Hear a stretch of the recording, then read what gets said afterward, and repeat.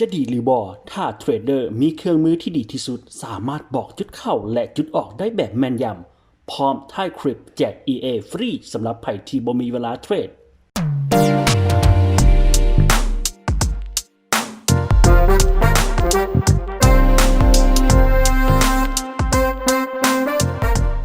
ครับสบายดีพี่น้องชาวลาวนะสำหรับไผ่ที่เป็นสายเทรดเดอร์ไผ่ที่เป็นสายเก่งกำไรค่าเงินนะอย่าลืมกันละกันWorld Trade ได้เปิดมาอยู่ที่ประเทศลาวของเราแล้วนะแล้วก็มี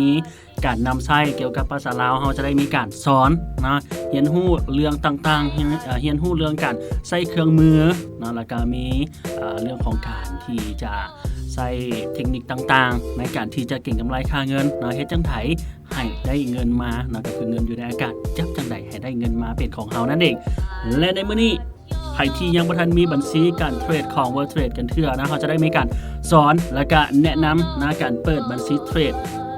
สำหรับ EP นี้นะแล้วก็ EP ต่อไปเขาจะได้มีการสอนเกี่ยวกับการใช้เครื่องมือในการนำใช้บ่ว่าจะเป็นเรื่องของเส้น moving average นะจะได้มีการสอนเรื่องของการเจาะลึกสอนการใช้เครื่องมือต่างๆอยู่ในแพลตฟอร์ม MT4 นั่นเองหรือว่า MetaTrader 4 นะสำหรับในวันนี้เรามาแนะนำเกี่ยวกับการเปิดบัญชีเทรดนะของบล็อกเกอร์ World Trade ลาวนั่นเองนะง่ายๆเข้ามาที่เบราว์เซอร์และพิมพ์คำว่า lao.worldtrade.com นะหรือใครที่เบิ่งคลิปนี้อยู่นะอยู่กล้องคลิปเขาจะได้แนบมานะกับลิงก์ในการเปิดบัญชีนะเพียงแต่กดcopy link หรือว่าคลิกเข้าในลิงก์ที่แอดมินให้ไปเมื่อกี้นี่ก็คือนุ่มกันนั่นเองนะผู้บรรยายอยู่ในตอนนี้นะก็กดเข้า enter เข้าไปเลยโอเคนะในการเปิดบัญชีลงทะเบียนนะลงทะเบียนหรือว่าเปิดบัญชีก็ได้เช่นเดียวกันเอากดลงทะเบียนเนาะ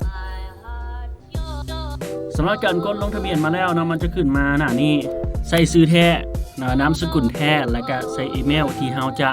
ใส่ในการลงทะเบียนอีเมลตัวนี้สำคัญนะก็คือการรับข่าวสารต่างๆนะหรือว่าจะเป็นการถอนเงินต่างๆเราจะได้มีการส่งลิงก์ยืนยันผ่านทางอีเมลนะจื่อรหัสผ่านไว้ให้ดีจื่ออีเมลไว้ให้ดีไผ่ที่ยังไม่ทันมีอีเมลเถอะแนะนำการสอนสั่งอีเมลก็ได้เช่นเดียวกันนะก็สามารถส่งมาได้นั่นเองนะในนี้เราจะใส่อีเมลที่เราใช้ประจำ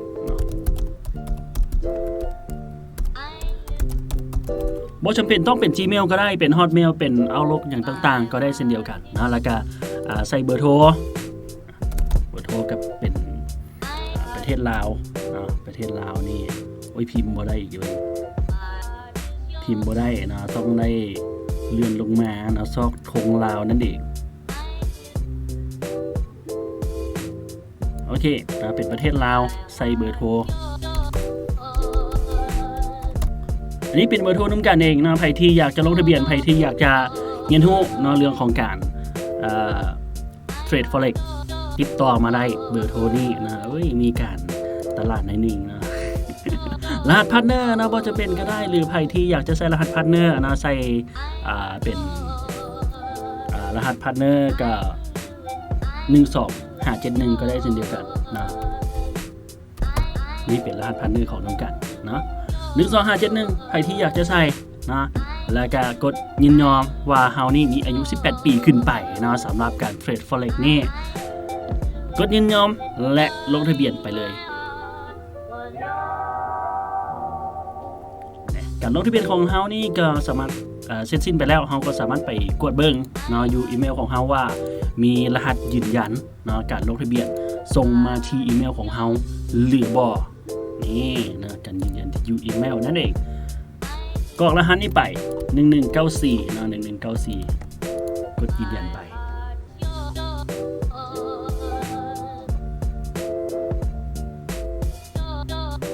การลงทะเบียนสำเร็จแล้วนะในนี้เราจะใส่วันเดือนปีเกิดวันเดือนปีเกิดเนาะ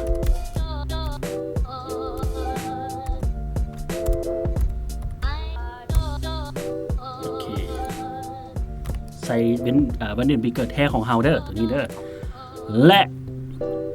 เพื่อปกป้องเงินของเฮานะต้องมีฟังก์ชันในการที่จะใส่คำถามลับนะก็คือ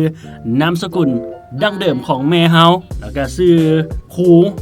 คนทำอิฐของเฮาไอ้ซื้ออย่างก็ว่าไปหมายเลขโทรศัพท์ของหมู่เพื่อนก็ว่าไปนะหมายเลขโทรศัพท์ของหมู่เพื่อนโอเคมาใส่ไปสัมมิตไปเลยทันทีเนาะ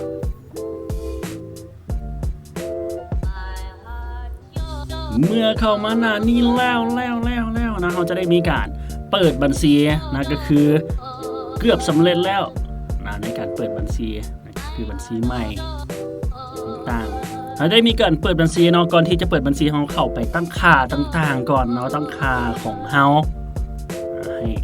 ถูกนะกับข้อมูลของเฮาเมืองอีหยังจันทบุรีโอเคถึงไปตรวจสอบข้อมูลส่วนตัวนะตรวจสอบความปลอดภัยนะการยืนยัน SMS บ่การเปิดใช้งาน SMS เนาะเวลาที่เฮาถอนเงิน SMS ในการยืนยันถอนเงินนี่จะส่งเข้าทาง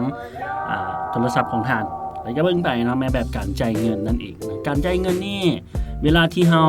เทรด Forex นี่เทรดได้นะเทรดได้เขาจะให้เขาจะถอนเงินเข้าบัญชีได้นะมี Perfect Money นะหรือว่า Web Money ต่างๆในนี้เขาจะได้มีการซัพพอร์ตเกี่ยวกับการถอนเงินการฝากเงินอยู่ในประเทศลาวก็คือธนาคารการค้านั่นเองสำหรับธนาคารการค้านี่ต้องเป็นสกุลเงินกีบเท่านั้นนะใครที่โอนมาเป็นเงินดอลลาร์นี่สามารถโอนได้เนาะแต่เพิ่นจะได้มีการแลกเปลี่ยนอัตโนมัตินั่นเองโอนเงินดอลลาร์มาแต่เราจะได้มีการไล่เลทให้เป็นเลทเงินกีบนะใส่หมายเลขบัญชีธนาคารซื้อธนาคาร BCL อย่างก็ว่าไปสาขาเดียวเปิดซื้อนามสกุลในปึ้มบัญชีต้องถูกกันนั่นเองเนาะตรวจสอบเบิ่งนะว่าถูกต้องครบถ้วนแล้วหรือยังนะตรวจสอบเบิ่งแล้วก็กดเพิ่มเติมไปในนี้นะเราจะยังบ่ทันได้เพิ่มเติมเทื่อนะสำหรับใครที่อยากจะเพิ่มในส่วนนี้สามารถเพิ่มได้นะเวลาการฝากเงินเวลาการถอนเงินจะง่ายสะดวกสบายนั่นเองและเข้ามาในการเปิดบัญชีสำหรับบัญชีนะเข้ามาได้เบิ่งบัญชีว่ามีบัญชีอย่างเดียวนะที่เราสั่งมาประเภท MT4 ต่างๆบัญชีทั้งหมดนี้ที่เราสั่งมาก็คือมีแต่บัญชีเดียวก็คือเป็นบัญชีพรีเมียมของ MT5 นะเราสามารถไปเพิ่มเติมใหม่ได้ก็คือบัญชีใหม่มีบัญชีใหม่นี่ก็คือบัญชีไมโครนะไมโครนี่เหมาะสำหรับมือใหม่นะเพที่อยากจะเริ่มต้นเทรดเฮียนหู้ไปน้ำกันเนาะก็สามารถเปิดบัญชีไมโครได้สำหรับการฝากขั้นต่ำก็คือ$25ขึ้นไปนะเลือกแพลตฟอร์มว่าเราจะเทรดใน MT5 หรือว่า MT4 เนาะในนี้เราจะได้มีการสอนเกี่ยวกับการเทรด MT4 กันแล้วกัน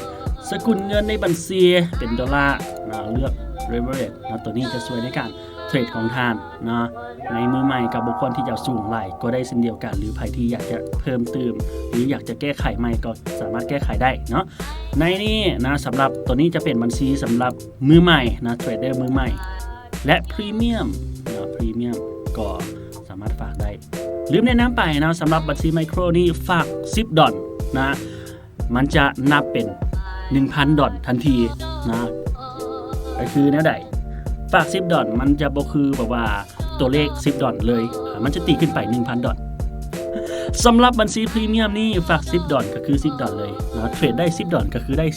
$10นะสำหรับไมโครนี่เทรดได้$100ก็คือตีเป็นได้$1นั่นเองนะง่ายๆนะและกับบัญชีโปรนี่ก็คือกันฝากขั้นต่ำ$500ขึ้นไปเด้อนะฝากขั้นต่ำ$500ขึ้นไปแนะนำนะสำหรับใครที่อยากจะเปิดบัญชีเทรดเลยนะใครที่มีประสบการณ์ได้หนึ่งนะเป็นบัญชีโปรก็แล้วกันนะในนี้ก็มีโปรโมชั่นยังหลงหลายนะสำหรับใครที่เปิดบัญชีโปรนะเราจะได้มีการแจก iPhone ใหม่ล่าสุดในตอนนี้นะเปิดบัญชีโปรนะบัญชีโปรแล้วเลือกเป็น MT4 เลือกเป็นสกุลเงินดอลลาร์นะแล้วก็เลือก Leverage เอาเท่าใดนะ1ต่อ1,000บอกก็ว่ากันไปและนอกจากนี้พรีเมียมนี่นะในการฝากขั้นต่ำ$200ขึ้นไปนะในการค่าสเปซต่างๆจะบ่คือกันกับบัญชีโปรนั่นเองนะและการที่นักเงินก็คือ200ก็คือ200คือกันอันนี้500ก็คือ500คือกัน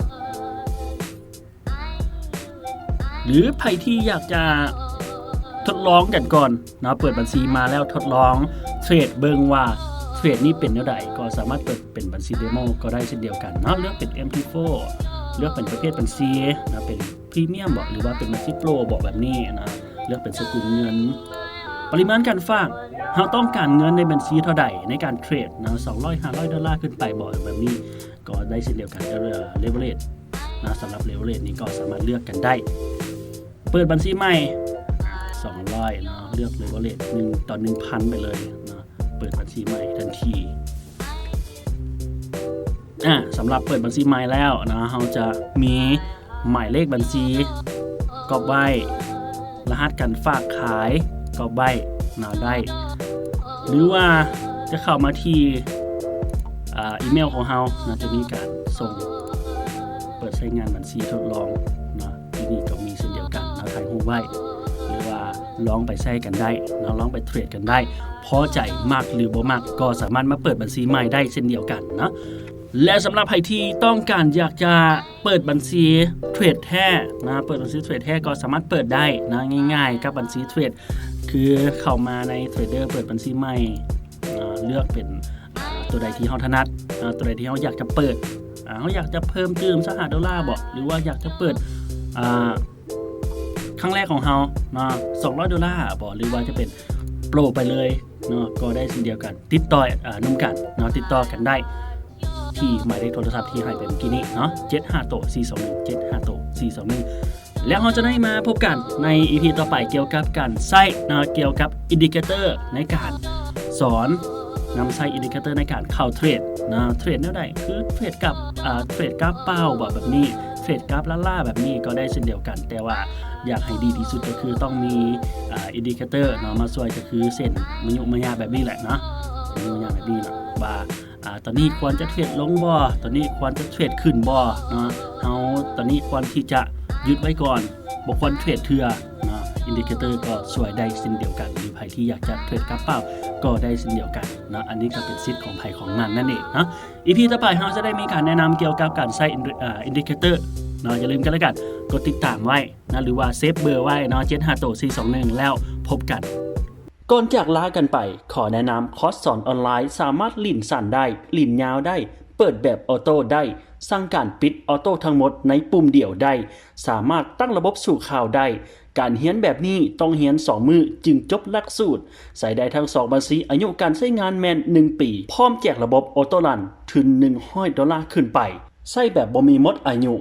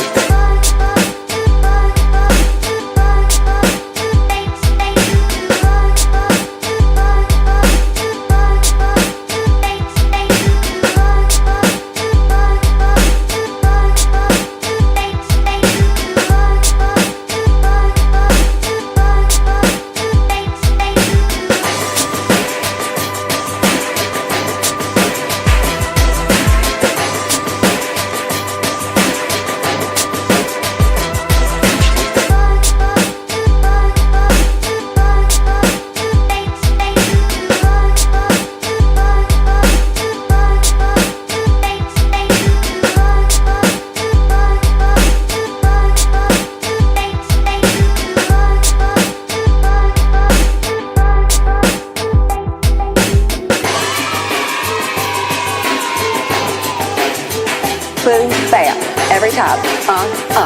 Or Your hands are always like this.